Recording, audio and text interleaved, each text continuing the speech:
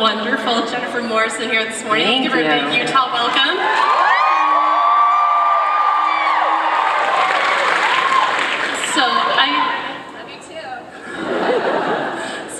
I feel lucky that I get to ask one of the first questions in all these panels, and watching this for the, for the 2 minutes or so that you were on the new Star Trek movie, I have to ask, what did it feel like for all these girls out here to be married to Chris Hemsworth? I wasn't complaining. Wonderful. He's such a lovely guy. He's really as lovely as every lovely thing anyone's ever said about him. But also it was interesting because as much as we were having this incredibly emotional experience in that sequence, we were not in the same place. He was off on his ship, dying, And so it was cool though, because J.J. Abrams was great about it, and he actually invited Chris to be there when I was doing those sequences so that I wasn't just hearing like the script supervisor's voice or something. I was actually having that conversation with him in the other room, which was great. That's awesome. Great. I also kind of wanted to ask about some of the upcoming projects that you've got. You've got your own production company. You've been working on shadowing the 13 Reasons Why. Kind of tell us about some of the stuff you've got coming up. I think as I've been in this business for a long time, and it's funny just watching the little sizzle reel coming out, I was like, oh yeah, I did that. Oh yeah, I did that. Like, I kind of forget, I really have fallen in love with the idea of being able to create my own content in addition to acting. So I'm kind of in a planting seeds phase right now, where I really am trying to grow as much as possible as a director and a producer, and I have several projects in development. I have several projects I'm trying to option the rights to. So all of that is kind of part of growing Apartment 3C, which is my production company. And it's very rare that you get an opportunity to shadow a director. You have to really have their trust, because it's a lot to follow someone around for 16 hours a day and kind of be in their space while they are creating. It's a lot to ask of someone. So I was really very lucky that both Brian Yorkie, who's the showrunner for 13 Reasons Why, and Michael Morris, who was directing the episodes that I was shadowing, were open to letting me do that. So I was very grateful that they were allowing me into that process. And Michael is such an incredible director. He comes from theater, which I think is partly why I really respond to his work, because I also started on stage. So I think we think very similarly, and we have very similar taste. So it was a really great experience to be able to watch decisions that he would make along the way and go, oh, I would have done this, but oh, I would never have thought of that, So it was really something I can never quantify. I can never quantify how much I learned in that process, but also just the relationships that you make with the other people that you're watching create. And so that was something that was definitely invaluable, and I will always be super grateful for. Great. Let's turn it over to some fan questions. Hi, Emma. My name's Kelly. Out of all of Jennifer. That's okay. I'm a little nervous. We weren't going to say anything. It's okay. Out of all of Emma Swan's love interests, which is one that Jennifer Morrison would want to date or be with? You guys love to put me in these tricky positions. You mean the characters themselves? Like, if Jennifer Morrison had to choose between Hook and Neil and the monkey guy, what's his name? Walsh. Got that. Clearly not him. Who else did? Graham. Oh, right. Okay, so, but the characters themselves. Just to be clear, we're not mixing this up with the actors playing the characters, because everyone has wives and families. Okay. Let's see here. Well, I mean, honestly, I don't know. I don't think they're for me. I think they were for Emma. I'm really seriously considering it, but I really think they were for Emma and not for me. There's wonderful things about all those characters, and wonderful things about how they connected with Emma, but I don't think that that those men were the right men for me, Jennifer. I mean, listen, I'm struggling to find the right man for me in real life, so I don't know.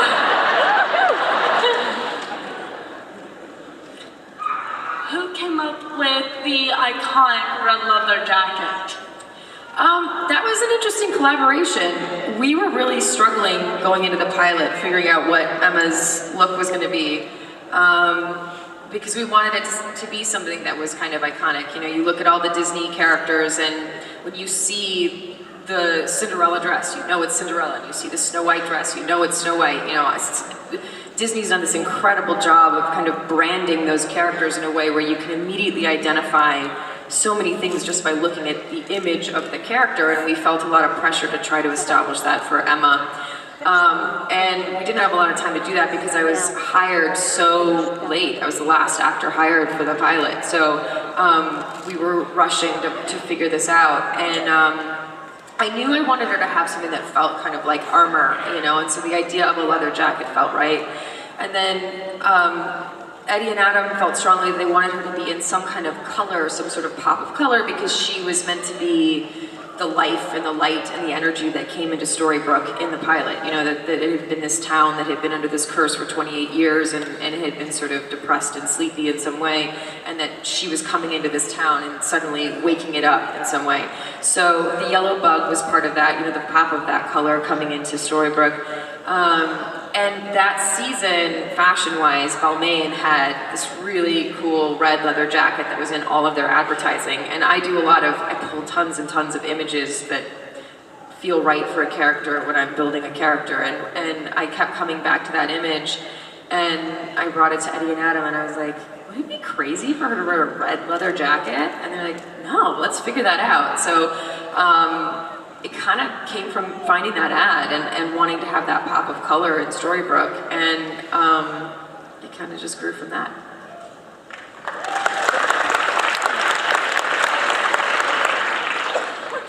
Hi, so my question is, did you enjoy portraying the Dark One in Once Upon a Time? I did. You know, it's really rare as an actor on television to have a chance to do something so different 5 years into a show. You know, we were doing 23 or 24 episodes a year for Once Upon a Time, and that's almost 10 months out of the year to be doing that. So for all those years to sort of be playing the same character all that time and all of a sudden have a chance to have her have this massive leap of growth as well as a complete left turn, it was really exciting for me to take on that challenge and to do all the research for that, and just to enjoy the, you know, reveling in her kind of almost villainy for a second. You know, I mean, there was something very cool about the fact that her goodness and her strength was able to overcome her darkness, but it was fun to explore that and try that on for a little bit. Hi, my question for you is, are you ever considering going back to the theater? Oh yeah, I mean, I do. I have. I was on stage about a year ago, actually. I did a play for the MCC Theater in New York at the Lucille Lortel, which I love that little old theater. And did a play called The End of Longing that Matthew Perry wrote and starred in with me, which was wonderful. And I'm always kind of on the lookout for the right next thing on stage. You know, it's a tricky thing because you have to be available for a long stretch of time. They have to want you in the role. There has to be a role really right for you. There's a lot of kind of, you know, intangible elements that have to all come together for there to be this magical moment where you can actually be on stage. But I'll always go back to the theater. It's my first love, and it's where I'm the happiest.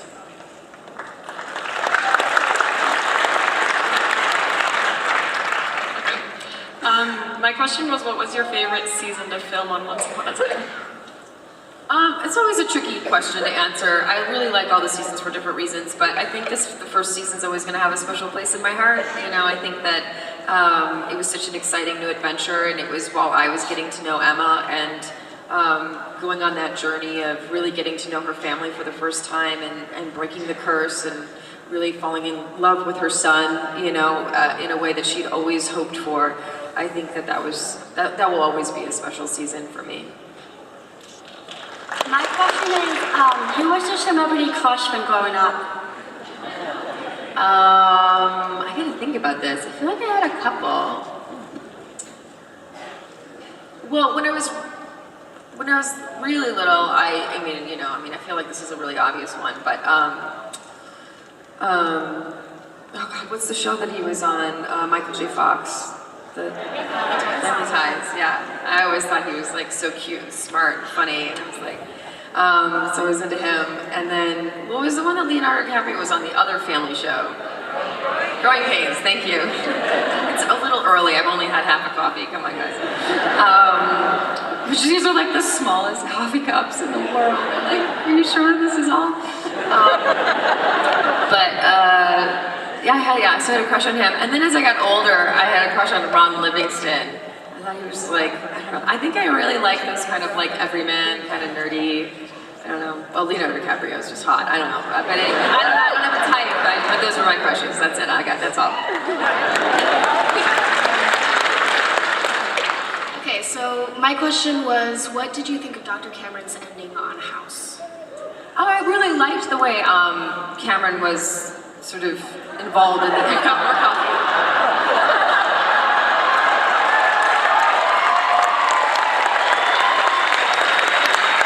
They really are amazing at this convention. I literally I've been as you guys probably know, I've been on like a little tour of conventions this week. So I was in Toronto and Atlanta, and then this year I've done a bunch of conventions because, you know, when I was working on the show, I couldn't physically get to the conventions, so I've been trying to do as many as possible this year since I've been available. But all the other conventions I go to, all the other actors are like, wait till you get to Salt Lake, they're amazing. Like, it's the best.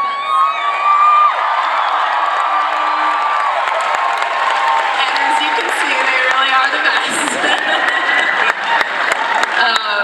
What question was I answering? Dr. Cameron. What? Dr. Cameron's ending.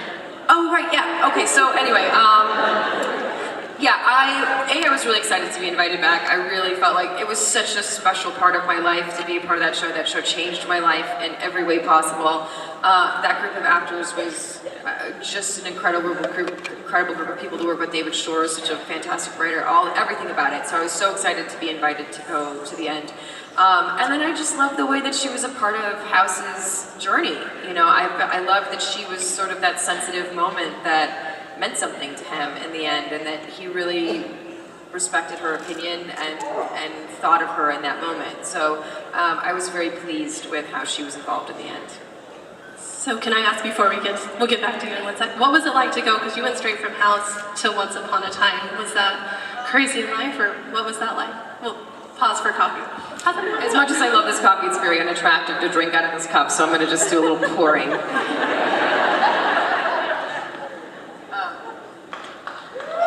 Thank you. I know it was masterful pouring. I appreciate it wasn't exactly. So I went. I finished House. Then I went and did The Miracle Worker on Broadway, and then I did a season on How I Met Your Mother, which was very fun. And that was something that really healed my soul in such a beautiful way, because House, as much as I have just expressed how much I loved it, was a really intense environment. It was an intense show. Everything was heavy and serious, and life or death stakes all the time, you know? So then to go to a show where every day your job is to go and make everybody laugh and have fun and smile, and that cast is so fun and full of life, and Pam Fryman, who directs almost all of the episodes, who I adore, was just such a lovely person to be around every day. So it was really just this like loving, healing, wonderful, reinvigorating place for me to be. And then, while I was doing the last couple episodes of How I Met Your Mother, is when I got offered Once Upon a Time. And it was tricky because I almost couldn't do it because the schedules weren't working. And it was kind of a mess. And then Carter and Craig, who were the showrunners on How I Met Your Mother, were incredibly, incredibly generous. And they flipped the filming order of the last 2 episodes of How I Met Your Mother in order to accommodate the schedule to let me go and do Once Upon a Time for the pilot. So that was very, very cool. Was it fun to jump into a cast that had been together for how many seasons of How I Met Your Mother, and what was that like? It's super fun. I was a fan of the show, so I was excited to be there. I was excited to sit at the booth for the first time. I was like, this is so cool. And also, like, you know, I come from being a series regular on a show where there is a lot of pressure on you, and when you come and you guest star on a show like that, you get to be a guest and just enjoy being a guest. It's like someone having you over to your house instead of having to host the party, you know? So I really just enjoyed being able to just have fun being there, have fun hanging out with all those actors, and playing this crazy little character who wanted to save the Arcadian. Okay. Was I stressing you out over there? No. I'm trying to give you good answers, guys, you know? I'm sacrificing for you. Okay, go ahead. I love you more. I love you most. Wow, is that awesome? What's going on? Oh, there you are. Voice! Just a second. I couldn't see anything. Part of the magic of Talking. kind of nice. Now, with the time that you've spent in Once, was there a particular actor or actress you've enjoyed hanging out with off screen? You know, it's interesting because we didn't spend a ton of time off screen together just because everyone has families and kids, and you know, we had crazy hours, and we'd go work in a rainy forest for 16 hours a day, come home really soggy and cold. So everybody kind of had their own little worlds spinning up there, and I was starting to direct, and I was running back and forth to LA. So it's interesting because, you know, we all had a great chemistry on screen, and we had a great chemistry hanging out together on set, but it wasn't a ton of off-screen time. Jennifer Goodwin and I were friends before the show, so I always loved time with her. I obviously got to know Josh very well as they became a couple and a family, and so we got to be very close. And then Colin and I worked together nonstop, and so I got to know him and his family really well. So those were sort of by default the people I ended up spending the most time with.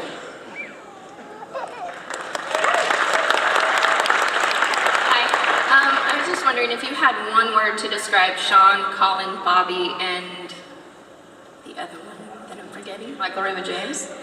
Josh. Josh. What would it be? Trouble. Short and sweet.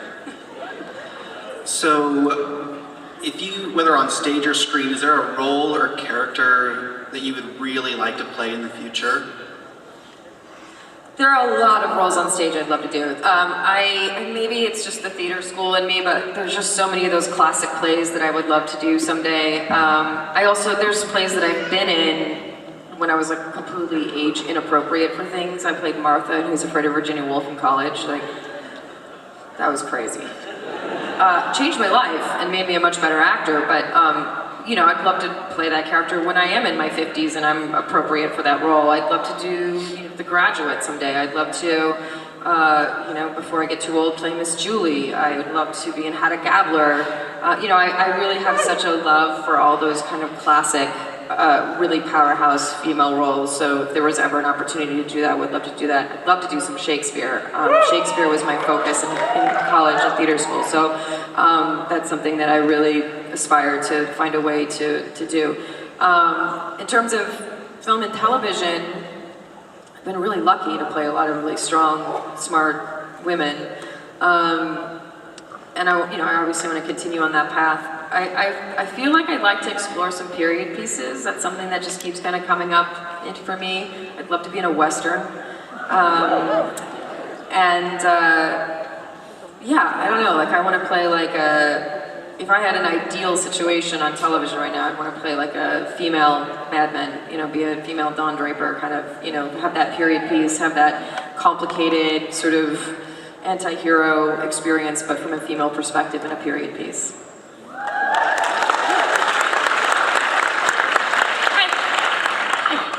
Hi. So my question is, what was the hardest thing about being Emma, and what was the best thing about her? I think, well, I'll start with the best thing. I think, there were a million best things about playing Emma. I love her, I will always love her, she will always have such a special place in my heart. I admire her desire to always do the right thing, even if it's the hard thing. I admire her courage to overcome her wounds and her boundaries and her walls that were very well earned in order to be close to people and have intimacy in her life again. I admire all of those things about her. I love those things about her. I think the hardest thing about playing her was just the weight of the world was on her all the time in the storytelling. It was, the stakes always felt really high and really heavy, and it there's always a monster or a creature or a thing or a terror, and that's television, that's the point, you've got to have all that, but when you do that all day, every day, for 10 months out of the year, there's just days you get to work and you're like, what am I doing today? Who am I saving today? What monster am I slaying today? So, sometimes that would like weigh on me just because you start to feel like you don't want to repeat yourself and you want to find ways to continue to keep that reinvigorated and fresh and also feel inspired in those moments. So, sometimes that's why I do so much reading and I watch so many other films. I try to draw on inspiration from other projects in order to kind of inspire the character, re-inspire the character in some ways. As a director, what are the kind of stories that you want to tell? It's interesting. It's a tricky answer for that question because it's hard for me to explain how I know I want to direct something. I always say, I just can't not do it, which doesn't really help people send me scripts. They're like, great, what's that going to be? I do know that I gravitate to outsider stories. If anyone here has seen Sundogs, I don't know if anyone has seen I definitely have a really strong reaction to storytelling about someone who feels misunderstood or like an outsider and they have to overcome that in some way. And so I think that probably will always be in my work in some way. I think it's something that I'm just fascinated by in my life. And then, I also really look to find things that have really deeply painted characters, even if it were a comedy or something lighter, I want to find the depth in the characters and the relationships, and that's something that I think I'll always gravitate to as well. Were there any fairy tales or other stories in Once that you wanted to be in the storyline but didn't get to? I don't think so. You guys make me think about this more than I thought about it at the time, just with your questions. I never really thought, oh gosh, I really wish this happened, just because I felt like I was always so pleasantly surprised by what they came up with. I could never come up with all the stuff they came up with. It was always this wild experience of reading each new script going, oh my God, how did they even think of all of that? But then I also always get asked the question, like, what storyline could have been included that wasn't, and my answer is always Star Wars. So that would have been fun. At the time, I wasn't going like, oh my God, I really wish Star Wars was coming along and I'm so bummed out. But now thinking back, having to answer the questions you guys asked me, Star Wars would have been fun. If Once Upon a Time hadn't essentially restarted, would you have stayed on the show? Would have essentially restarted. I feel like that's kind of what season 7 was. Yeah, it's kind of restarted. My contract on the show was 6 years. And I think you guys can see how much I love the show and how much I love the character. I just was living away from home. And as much as I loved the show and as much as I loved the character, 6 years was a really long time. And both personally and creatively, I felt like Emma's arc had really run its course and come to a really beautiful place in conclusion, and I didn't feel like there was a reason to drag that out. And I also personally, I really wanted to go home. I wanted to be able to live closer to my friends and family. I wanted to be able to have a chance at having a personal life, and I just, I was ready to go home. So there was really no circumstance under which going past my contract was really going to make sense for my life. You've played a lot of characters over the years. Besides Emma, Dr. Cameron, and Zoe, which one would you like to go back, if any, to revisit and expand upon? Well, one of my favorite experiences, full creative experiences, was working on the film Warrior. And thanks, yeah, that film, that film is so special. Gavin O'Connor is incredible, Joel Edgerton, Tom Hardy, Nick Nolte. That was a dream experience.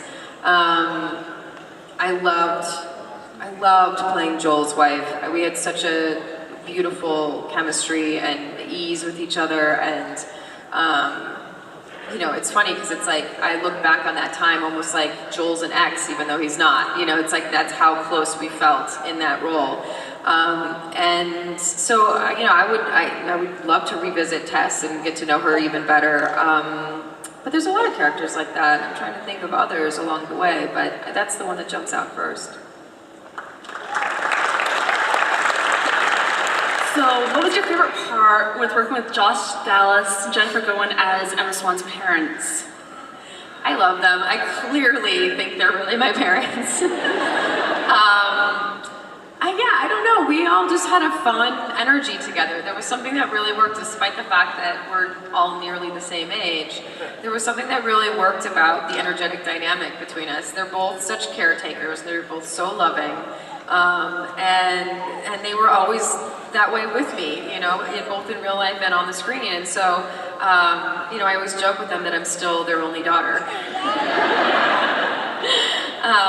And I have that reaction when I see them. I just feel like, oh my God, it's mom and dad, So, I think that's attributed to the writing. Obviously we lived through all these situations that made me feel like they were my parents, but also just energetically, they kind of caretake me and love me the way they would love their child. So I appreciate that and I enjoy it.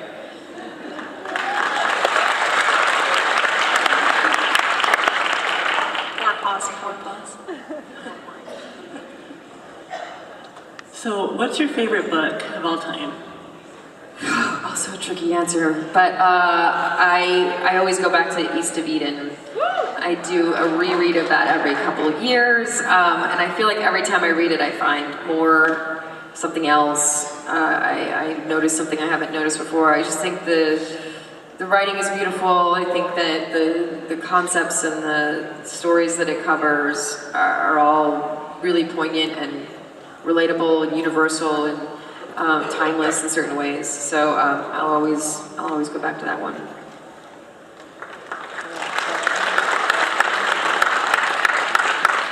What's the largest purchase you ever made that you regretted?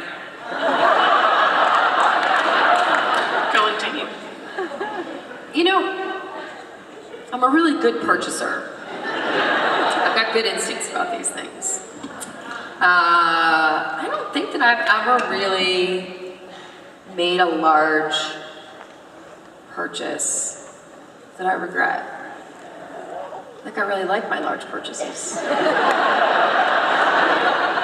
Yeah.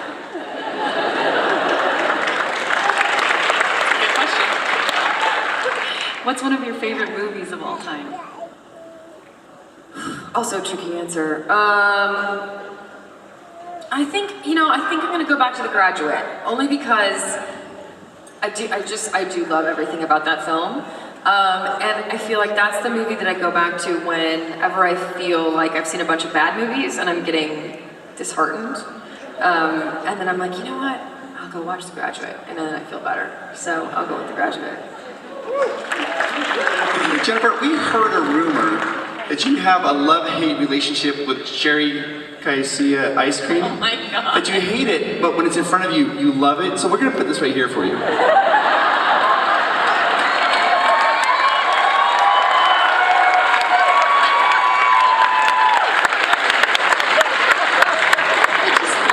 Why do you have that back there? The resources Spilled here. my coffee, I laughed so hard. Okay, here's the other element of the love-hate relationship with the Cherry Garcia ice cream. I have to be trapped on an airplane with it. The only time I've succumbed is trapped on an airplane with Cherry Garcia ice cream. I just feel like, I like very little things, and like, who resists? Like, oh, it's like a little ice cream. It's just so cute and little. And then there are chocolate chips in there, which I do like. I don't know, I don't really like cherry in ice cream, but Delta serves Cherry Garcia ice cream with the meals, and then I have this dilemma. I don't know why you guys know the details of this dilemma. I have this internal dilemma about whether or not I'm going to succumb to that much sugar. I usually do, but I'm not trapped in an airplane right now, so I'm not going to eat it right now. We'll keep it safe for you for later. A little afternoon sugar boost. Sure. Was I answering a question? We're in between. Okay, great. So, what was your favorite storyline on Once? Was it Peter Pan or like Mulan or Brave? I liked them all. I really did. I mean, it was really fun. Once again, similar to really enjoying the Dark Swan turn because it was something new. The fun of this show in general was that we would have these story arcs that were new and fresh, and new actors would come in, and it would reinvigorate the energy between all of us, and it would be great. So, I really enjoyed the Peter Pan stuff. I really enjoyed the Frozen storyline. I really enjoyed Mulan. All of those storylines I really enjoyed for different reasons.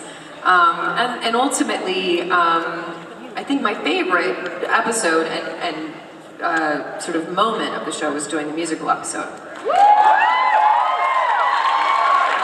I grew up doing musical theater, and it was just really fun to be able to put that part of my life into Once Upon a Time, and most all of us had musical backgrounds, so it was a really natural thing to do, and the show seemed to really lend itself to that music, so it was really fun.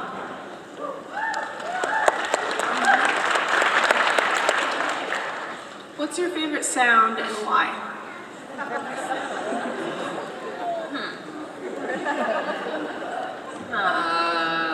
Wow. Favorite sound? I don't know. I've never really thought about it. I've never really thought about all these favorite things so much ever in my life until you guys started asking me questions. I mean, not just you guys, but like in general in these situations. My favorite sound. I might have to come back to this one. I don't know. I mean, what's your favorite sound? Laughter. That's a great sound. What? Ocean. Also a great sound. This is a good one to do multiple choice. Give me 4 choices. Let her back to the microphone. Give me 4 choices. Oh, you're like twins. Yeah, we are. Okay. Wait, didn't we just have this question? Laughter, wind blowing through trees, Okay. rain, Okay. and dinner is served.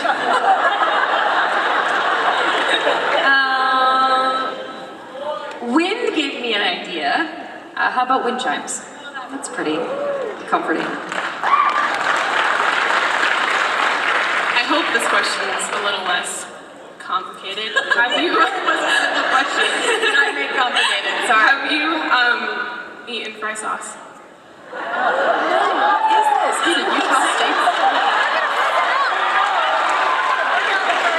It's a Utah staple. Fry sauce. So it's ketchup and mayo mixed together, and it's a Utah piece of great. magic. I've done that. I just didn't call it fry sauce. That's awesome. That sounds wonderful. Okay, first of all, I would just love to say, I'm so glad you're here. Thanks. Okay, so my question is, so on Once Upon a Time, so is Captain Hook a good kisser? You guys kill me with this. Ask his wife. He's married. He's happily married.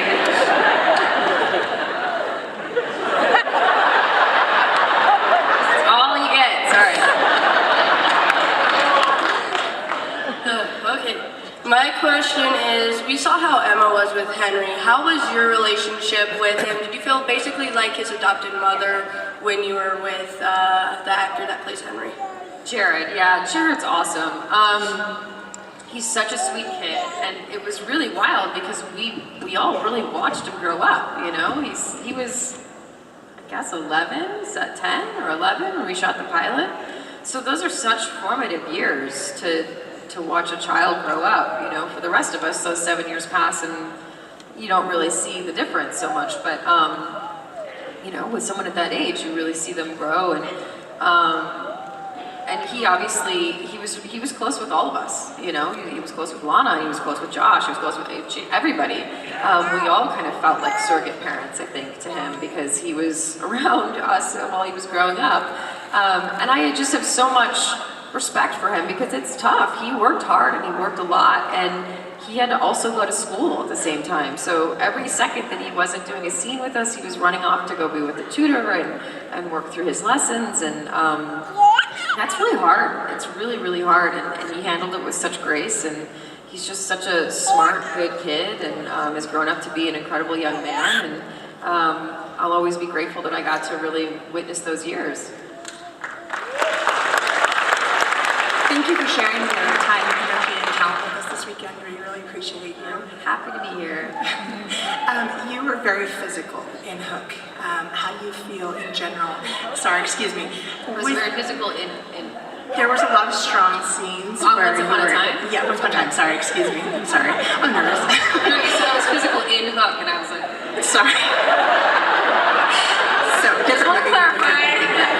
So, you were very physical. We saw a lot of rough scenes. How do you feel in general about your work in Once being physical, doing the choreography, your workouts with that, and women in movies and film and in the business being more physical, Wonder Woman, those kinds of things that we're seeing, where women get less respect, but just as much hard work physically? I don't know. Do you feel like, I don't know if I feel like women are getting less respect these days in terms of doing physical stuff. I think that, I don't know, maybe I'm out of the loop on that. I don't know. I guess I can only speak for myself. I was an athlete. I played soccer in high school. I danced. I was a ballerina for 15 years, and so having a connection to my body and my physicality has always been something that has been important to me and been a part of my life. And that was a natural transition to playing roles that were very physical. I mean, there was a year before I even did House, but I learned how to surf, ride dirt bikes, ride skateboards, and snowboard, all those things all in 1 year for jobs. But I could, and I did, just because I have that sort of, coordination and that physicality from having danced for years and playing soccer and all that kind of stuff. So I've always enjoyed that, being a part of the challenge of a role, and Emma obviously is a very physical character, and whenever it makes sense for me to do my own stunts and stuff, I'll do it. But I also, especially as I've gotten older, I've gotten more perspective on how important it is to be safe, and it's one thing to do something once or twice, but it's another thing to do it all day long for 6, 7, 10, 12 hours sometimes, and that becomes unsafe unless you're trained as a stunt person to really do something over and over again and potentially risk being hurt. So I've definitely kind of checked myself as I've gotten older and been more careful about relying on stunt doubles for some of those things in order to be sure that I'm being safe, because that's ultimately the most important thing. But I think it's great that women are being portrayed in these roles these days, and women can be just as strong as men and just as fit as men, and it's really up to us how we take care of ourselves and how we, go to the gym, if you don't go to the gym, if you train physically, if you really, whether you're a girl or a guy doing stunt work on camera, both genders require training. So, I've watched male friends just as much as female friends who've done Marvel films and whatever else, and the commitment that it takes to really train for that stuff. I mean, it's no small feat. It's a real commitment, and it's a real behind-the-scenes commitment that maybe you guys don't get to see or know about. But that challenge and the work that goes into it, I think, is just as required, whether you're a guy or a girl doing stunt work.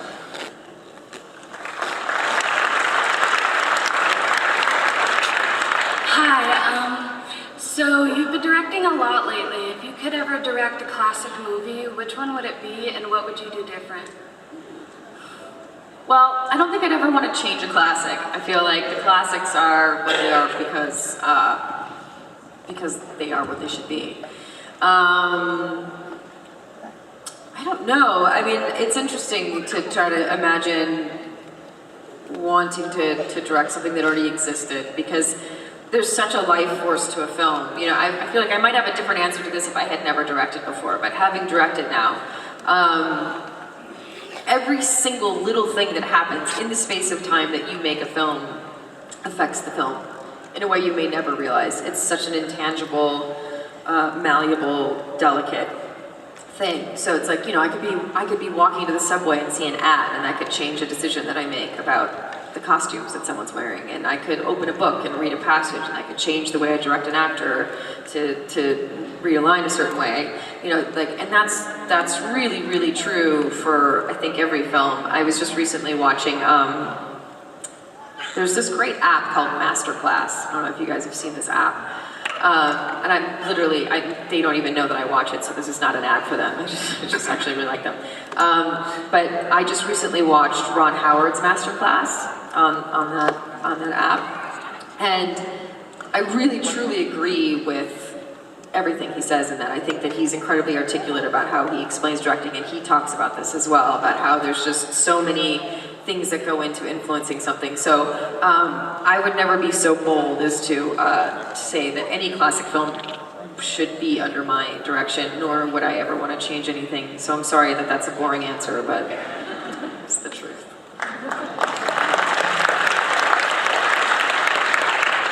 Hi, since you mentioned Sundogs, I saw it last year at LA Film Festival and just wonderful. I was wondering how you became involved with that project.